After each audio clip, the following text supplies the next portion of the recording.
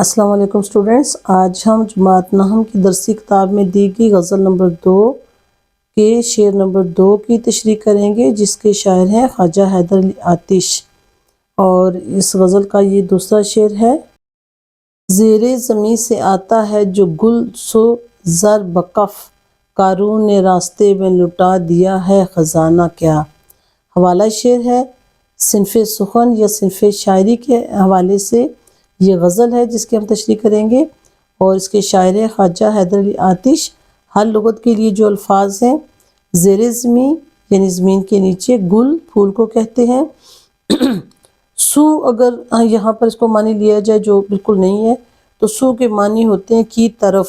لیکن یہاں یہ لفظ ہے سو، اس کا مطلب ہے لہٰذا،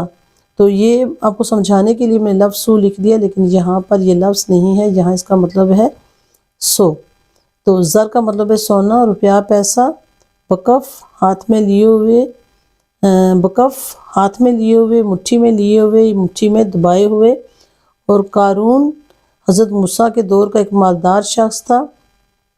اس شخص نے اپنے مال و دولت پر بہت غرور کیا تھا کہ یہ صرف میری وجہ سے ہے، اس میں اللہ کا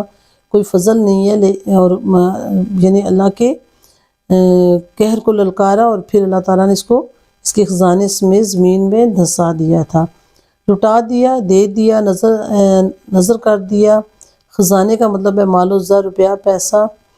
تو پھر اب ہم اس کے مفہوم کی طرف جائیں گے۔ اس شعر کا مفہوم ہے،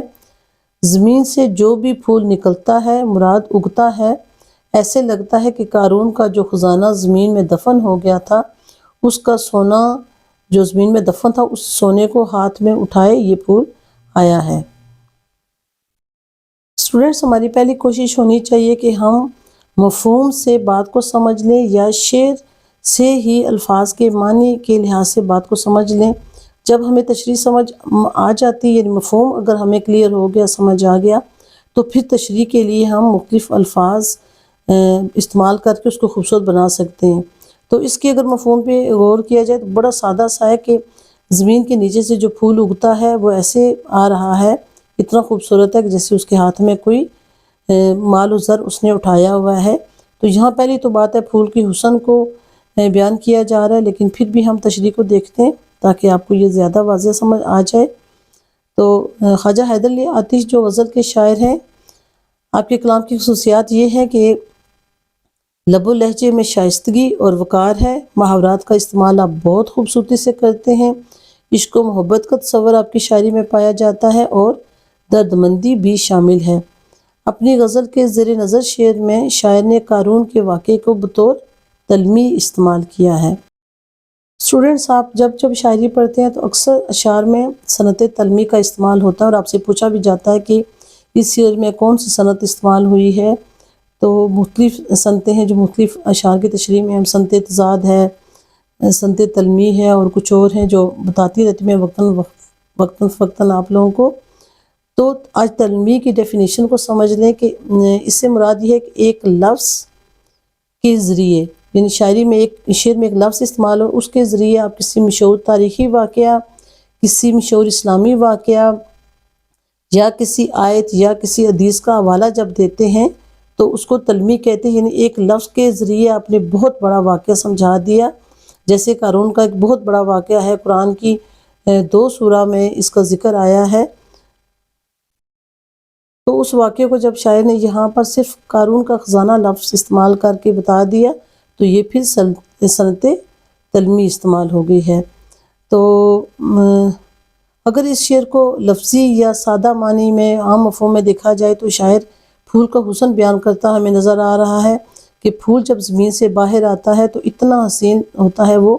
کہ جیسے وہ زمین میں دفن قارون کے خزانے کو ہاتھ میں اٹھا کے آ رہا ہے، یعنی اس کے حسن میں یہ چیز اضافہ کر رہی ہے۔ اور اگر اس کے تھوڑے سے گہرا اس کا مطلب دیکھیں، اس کے پس منظر میں کچھ اور چیزوں کو بھی دیکھیں، تو اس شعر پر غور کرنے تو شاعر یہاں پر محنت کا درس دیتا ہمیں نظر آتا ہے، یعنی کہ جب انسان محنت کرتا ہے اور اسے اس کی محنت کا صلہ ملتا ہے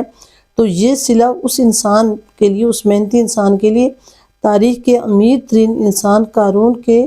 خزانے سے کم نہیں ہوتا۔ اور خاص کر جب انسان کی محنت کے بعد اس کی فصل، یعنی اگر زمین کے ساتھ وہ محنت کرتا ہے، وہ کسان ہے، تو اس کی فصل جب پھل دیتی ہے تو زمین سے نکلنے والا ہر خوشہ یا اس کے درخت کے ساتھ لگنے والا ہر پھل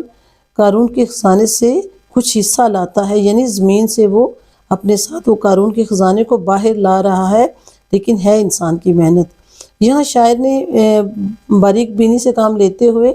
جو لفظ استعمال کر دیا زیر زمین کا جو لفظ ہے، تو اس سے چونکہ قارون کا خزانہ زمین کے اندر دھنسا تھا اور فصلیں بھی اور درخت بھی اور سب چیز زمین سے اگتی ہے، تو اس لیے شاعر کہتا ہے کہ چونکہ قارون کا خزانہ زمین میں دفن ہوا ہے، تو زمین کے نیچے جو چیز اگ کر زمین کے اوپر آ رہی ہے، سطح پر آ رہی ہے، وہ قارون کا خزانہ لے کر باہر آ رہی ہے۔ دوسرا، اگر مزید آپ اس کو تشریح کو مزید واضح کرنا چاہتے ہیں، جیسے اسٹوڈنٹ کے پاس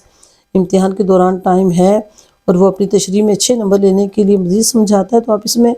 یہ بھی سمجھا سکتے ہیں کہ چونکہ انسان جب محنت کرتا ہے تو پھل اس کو اللہ تعالیٰ دیتا ہے، اس کو محنت کا صلہ اللہ تعالیٰ دیتا ہے، اور ہماری محنت کے بعد اگر ہمارے پاس کوئی دولت آتی ہے تو وہ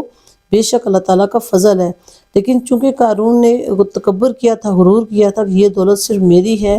اور میری وجہ سے آئی ہے، اس میں اللہ کا کوئی فضل نہیں ہے، تو پھر اللہ تعالیٰ نے اسے نشان عبرت بنانے کے لیے اس کے خزانے سمیت اس کو زمین میں دھنسا دیا۔ تو یہاں پر یہ بھی سمجھایا جا رہا ہے کہ غرور اللہ تعالیٰ کو بہت سخت ناپسند ہے۔ بہت بہت شکریہ۔